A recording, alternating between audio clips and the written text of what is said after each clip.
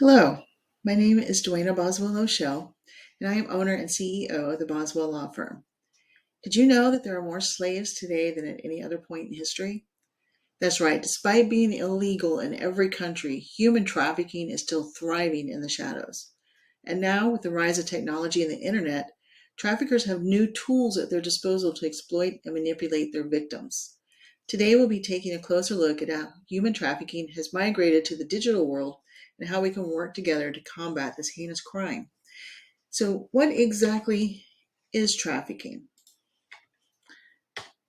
So, human trafficking is the recruitment, transportation, transfer, harboring, or receipt of persons by means of threat, use of force, or other forms of coercion, abduction, fraud, deception, abuse of power, or vulnerability for the purpose of exploitation.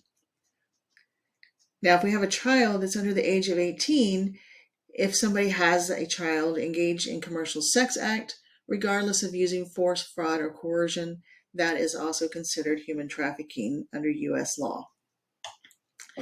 So how are they using the internet to traffic victims? One thing to know, your home is not safe. Traffickers will troll the internet and social media looking for posts that say, I hate my parents, I hate my life, I'm worthless, I'm ugly, no one understands me, or any other phrase like that that is going to show that the person posting is lonely, sad, maybe depressed, or they're just not happy with where their life is. They'll use that feeling of vulnerability that those individuals have, and they'll use the internet to recruit them. So the internet will provide their traffickers with an anonymous and easy way to find and communicate with the victims. They use social media platforms, dating websites, chat rooms, gaming websites. There's all kinds of places that they're using on the internet. They typically use false job advertisements as well, and that will lure individuals into trafficking situations. So we hear the word grooming a lot, and grooming goes hand in hand with trafficking. So what is grooming? It's kind of a process where a trafficker gets the victim to trust them. So they'll start to build that trust, and they'll use deception, they'll use manipulation, they may get involved romantically with them. They're going to pose as a friend. They're that person that's there to listen to them and give them support, and they build up this sense of dependency and loyalty. They'll then start, once they get that trust, they'll start manipulating. And sometimes those two go hand in hand, but they'll use manipulation tactics that start to control their victims' thoughts and behaviors. They may use fear, shame, or other emotional tactics to create a sense of helplessness and dependence. Then they'll start to isolate their victims. They'll start to isolate them from family, friends, to reduce the likelihood that this victim will have some place to go outside of coming to the trafficker. And if they're physically in touch with their victims, traffickers will often restrict access to any communication. They don't have any transportation. They don't have access to basic needs like food and water unless the trafficker gives it to them. You'll also start to see some emotional and physical abuse. Traffickers often use emotional and physical abuse to control their victims. They may use threats, violence, or other forms of intimidation to create a sense of fear and submission. They'll also start to control their ability to financially support themselves. So they'll control their income, or they may control payment. So they may also create a sense that the victim is indebted to the trafficker. I've heard a talk from a young lady that was trafficked. She went to what she thought was a reputable modeling agency, and they got hold of all of her credit card information and even her parents' information. And then they started to use the fact that they could go and basically bankrupt her parents as a means to coerce her into performing sex acts. So not only will they use the financial exploitation of the victim themselves, but they'll also use threats of the family being indebted. There's also psychological manipulation that goes on. So you'll see gaslighting, and they manipulate their victims into doubting that their own perceptions and memories are real. And then they're able to start replacing some of those memories and creating a whole new reality for the victim. This makes it harder for victims to escape or seek help or even know that they need to seek help. Many times victims think that this sense of living is how it is, it's normal. And so they don't even know that they need help. So another way that they use the internet is advertising. They can use the internet to advertise their victims for sexual services or forced labor. Some popular websites that have been used: Backpage, Craigslist, other online classified ads that will advertise escort services, maybe domestic workers, or any other type of labor. The internet has also made it very easy for traffickers to be paid for the services of their victims. They can use online payment systems like PayPal, Venmo, Zelle, any of those, or even cryptocurrencies to receive payment for the sexual services or forced labor. The internet has made it easier for them to coordinate the trafficking of the victims. They can use messaging apps such as WhatsApp or Signal to communicate with each other and to keep track of their victims. They can also use the internet to actually distribute the pornography. Victims may be forced to participate in pornographic videos or images, which are then used and distributed throughout the various channels online. COVID has had a pretty significant effect on online trafficking of victims, particularly in the online spaces. They're able to really connect with the victims and the customers. It's had a significant impact with many traffickers adapting their tactics to take advantage of the pandemic's disruption of daily life. So how does that work? Since COVID, we've seen increased vulnerability in individuals across the board. We have more depression. We have people losing their jobs. We have people that may not be losing their jobs, but because of the recession and the way the economy is right now, they're struggling financially and are socially isolated. We still have a lot of people that don't go out into social situations because of COVID, and that has increased the amount of time that people are spending online because they're trying to find escapes from their reality of their everyday life, and they're using online platforms, gaming platforms, social media, just talking to people that way instead of going out and being social. And because of the financial struggle that many are having, a lot of these traffickers post fake online job opportunities, and a lot of them are very, very promising opportunities, and then they turn out to not be real. It's also increased online activity. There's more people working online. There's more people socializing. We're all learning remotely. It's created more opportunities for traffickers to exploit and recruit victims. It's also resulted in a decrease in law enforcement resources and attention to human trafficking. We have many authorities and resources being diverted to focus on responding to the effects that the pandemic has had. And as things become more and more, normalized, COVID has still had a significant impact on mental health of many individuals, which has increased crime activity, which has increased the need. And then we also have issues with defunding and reduction in forces.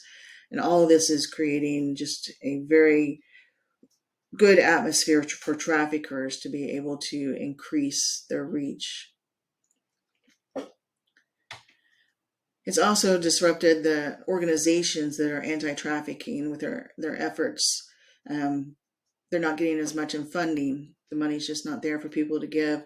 There's operational challenges with a lot of their individuals going remote and working virtually instead of being on site. And that also removes the human contact that a lot of the victims of trafficking need, so that the support that's available to them is limited. So let's look at some numbers. So it's estimated that 40.3 million victims of human trafficking worldwide, and 25% of those are children. Now, it's hard to ever get very good numbers on trafficking, especially on the online arena, just because it's so hard to find them and know just how many victims are out there. So, but that's an estimate that I've seen in several places. 66% of sex trafficking cases in 2021 involved minors, and 100% of buyer cases were minors. So buyer cases, typically somebody that the child knows sells the child to somebody. Typically a drug situation is what we see, but it could be for any reason. They sell their child to somebody, and then typically that child will get into the sex trade at some point, so that because they're property of the trafficker, they need to be earning their keep. Since 2000, traffickers have recruited 55% of sex trafficking victims online, through social media, web-based messaging apps, online chat rooms, dating apps, classified ads, or job boards. So the National Center for Missing and Exploited Children reports that in 2020 they received 16.9 million reports of online child sexual exploitation, which is a 28% increase from 2019. So that gives a little bit of an idea of the increase that COVID had very early on. We're still looking for statistics beyond 2020. It's just really hard to get a firm number. And this is just 16.9 million reports. So this is just the ones that reported. And we believe that's still just a very small fraction of what's actually in existence. So the Polaris Project found that out of the 10,615 human trafficking cases that were reported in 2019, 5,680 of them involved sex trafficking. So typically when we're talking about trafficking, it is a larger number of sex trafficking that we're looking at, but we do have also just labor trafficking, which is forced labor for little to no pay. The border crisis, we always hear about that. In 2019, the Department of Homeland Security actually developed a program to DNA test families that were deemed suspicious that there may be some fraudulent activity, because a lot of the drug cartels use children to get across the border, because they found that typically families weren't looked at as closely as single men crossing the border. And so they would come across with children that weren't theirs, just as a front to be able to get across the border and not be questioned. So they actually put into a program that they would DNA test those people to see if they were a family unit. But as soon as Biden came in, that program was canceled. So how are they using technology? So online recruitment and advertisement between 2007 and 2018 rose 700%. And we're expecting that that's an even greater increase from 2018 until today. Internet-based trafficking has become increasingly varied, from simple setups of advertising victims to use of platforms to actually broadcast the exploitation. And they can do that worldwide, and they can also receive money from anywhere in the world. Chat rooms are used to recruit victims and to attract customers. There's one instance of a single trafficker working alone used the internet to traffic one victim with over 100 sex buyers in a 60-day period. So this one victim serviced 100 people in a 60-day period. The internet can also be used to broadcast or live stream acts, reaching multiple paying customers all around the world with one broadcast. So just some of the technology that they're using, all the social medias, classified ads. They'll create web pages that they'll post fake jobs on, and then the cash apps they're using for payment. So children recruited via false promises, and traffickers will use a job or an educational opportunity for some of the older children, and even some of the mid-age teenage kids, see, hey, I have this opportunity to make all this money and get away from this life that I'm not happy with. And they'll use that, and they'll convince the children to trust them. They'll use social media platforms that a lot of our kids are on, like Facebook, Instagram, Snapchat, probably TikTok is getting in there and more. They'll build those relationships. They'll also use gaming websites to build those relationships. A lot of times they'll create fake profiles and they'll pose as another child. So the children think that they're talking to a peer when they're actually talking to an adult who's trafficking. Sextortion, so they're going to use sextortion to force children to perform sexual acts or share explicit images. And they do this by they get them to send one picture, and then they threaten to release that information or images to the child's family or anybody else that would cause them embarrassment, shame, anything else that convinces the child to do what they want in order to avoid what they believe will happen. Also, online dating, they're going to use websites to target vulnerable teenagers and young adults. They'll make false identities and gain the trust and then force them into trafficking situations. So Twitter, they'll create fake profiles on Twitter and they'll use certain hashtags. So not only do they recruit on Twitter, they're also advertising on the platform as well. They'll use certain hashtags or certain language in post that is kind of known throughout the industry. And so customers know what to look for in order to find the victim that they want to engage with. So the hashtags that are known, and it's hard to know all the hashtags because they change them. So as soon as one hashtag is known, they're probably going to change to something else. Hashtag sugar baby needed, escort life, pay to play, young model. The human trafficking one is concerning because this is used by anti-trafficking organizations to raise awareness, but then traffickers are turning that into a way to recruit people, and it also undermines the anti-trafficking organization's efforts. So Facebook, they're going to use fake profiles to attract people to talk to them. A lot of catfishing going on in this industry. They'll use private messaging to build that rapport and create a relationship with the victim. Facebook groups, they'll create an actual group that the customers can join, and it's closed. They can ask the questions and prevent people from getting in that aren't actually there to buy the services. Live streaming, they can actually use Facebook Live to broadcast explicit content or promote their services. Webcam shows, pornography, that sort of thing. They may use live streaming to groom potential victims because then they can get in and actually talk to them one-on-one.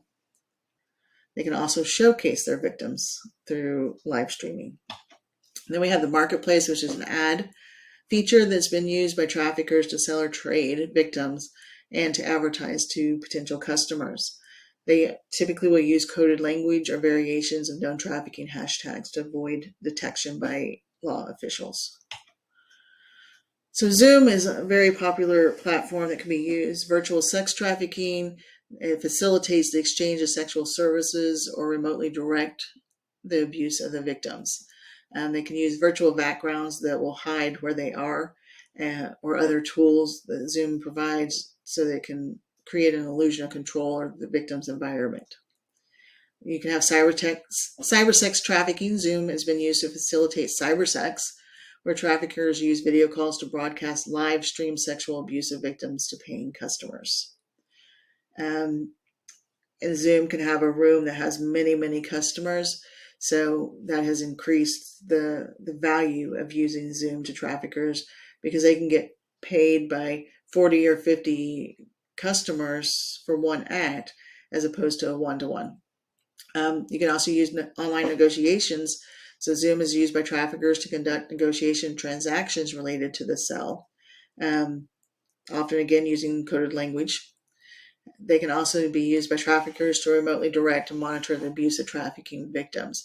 So they can send a victim one-on-one with a customer and then be able to zoom in and actually see what's going on when the transaction is taking place. They also use the platform to communicate with other traffickers and issue instructions. So some warning signs to look for. Unexplained school absences and irregular school attendance, a lot of running away or homelessness, an abrupt change in how they dress, they behave, or who they hang out with. They have a presence of an older boyfriend or girlfriend. They travel a lot with an older male who's not a guardian. References to frequent travel to other cities. And then the sudden presence of expensive possessions with no way that they would have been able to afford them. There's going to be this unusual attachment to cell phone, which I know for teenagers that may be saying a lot, but this is going to be almost like a desperate attachment to that phone. Because if they don't respond timely to the trafficker, then they can be facing some pretty serious punishment. Lack of control over their schedule, their money, or any proof of identification. That's usually one of the first things a trafficker does is take away all their money and their proof, their driver's license or IDs, so that they can't go out and do anything for themselves. The trafficker has to be involved. There's going to be signs of psychological distress. You're going to see depression, anxiety, fear, paranoia, suicidal ideation, psychological coercion, which can present as a submissive attitude. Typically, if you engage with somebody who's been trafficked, they're not going to look you in the eye and they're not going to really respond to you. Typically, if the trafficker's right there, they're going to speak for them. And then the physical trauma, including bruises, cuts, burns, scars. There'll be some strange tattoo. Traffickers often brand their victims because they consider them property. And it tells other traffickers that this person belongs to whoever the trafficker is for that victim. Substance abuse, there's usually drug addiction that goes hand in hand with this. And then because of the drugs and the poor living environments, you're going to see poor health, you're going to see STDs, malnutrition, and probably a lot of dental issues. You're going to see an inappropriate dress for age. You're going to, somebody that suddenly developed a reputation for being easy or sleeping around. And then, especially in younger children, references to sexual situations beyond what is age appropriate. So here's an example of some of the tattoos that they've found on victims. And these are typical. You'll usually see some sort of handle for the trafficker, such as their initials or King Munch. Those are some names of known traffickers. And you'll also see dollar signs, barcodes, crowns, that sort of thing. So what can we do? Pay attention, don't approach traffickers, and report suspicious activity. If this is an emergency, dial 911. If it's not an emergency, 844-643-2251, or you can go to www.iwatchtx.org. So you want to make sure that you're paying attention in your neighborhood and when you go to your malls, anything like that. And report behaviors that might be evidence of human trafficking. Don't approach a trafficker because they're very dangerous. They're some of the most violent offenders in Texas.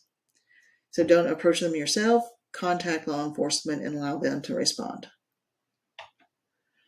If a child makes an outcry, there's some important steps to take. One, make sure you and the victim are safe. You need to remain calm because if you get excited and worked up, that is going to transfer and it's going to upset the child and they may shut down. Make sure that the child knows that they did the right thing in telling you that they are not to blame for the abuse.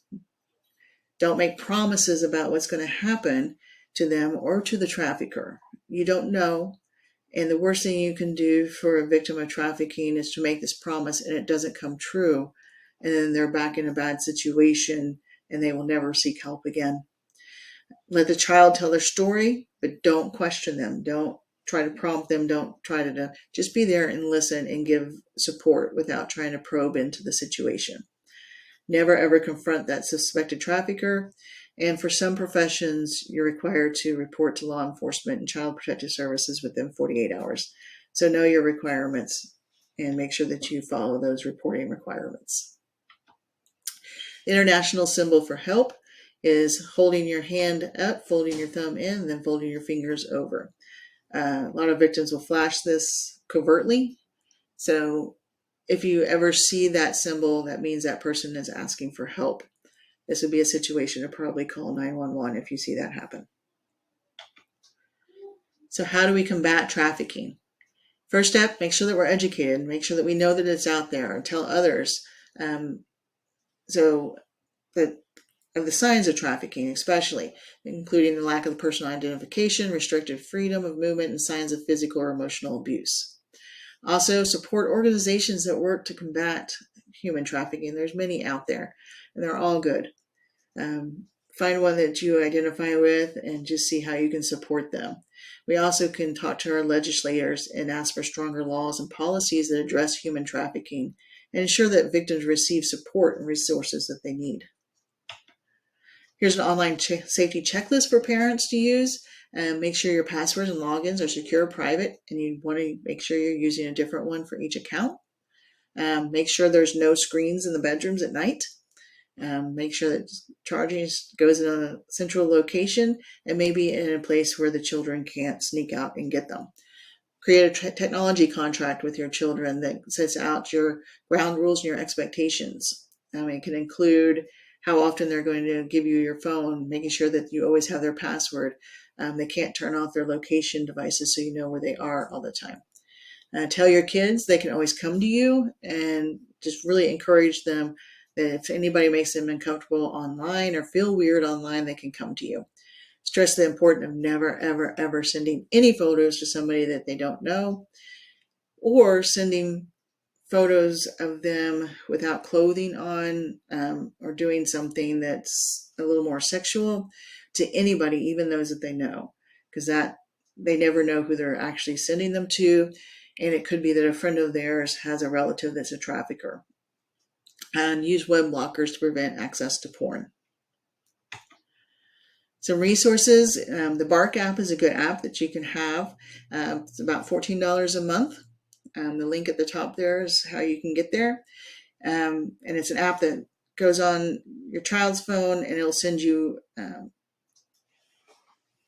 warnings of any kind of language that may be indicating inappropriate sexual discussions, cyberbullying, anything like that. So it's a good program to check out.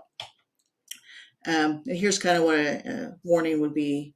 And it says, go and review them now. This allows your child to have some privacy, but you'd be able to still monitor kind of what's going on without taking their phone all the time and looking at it. And they're not doing anything wrong. Texas Abuse Hotline is 1-800-252-5400. And then there's a National Human Trafficking Hotline. I always find the text number easy to remember because it's Be Free.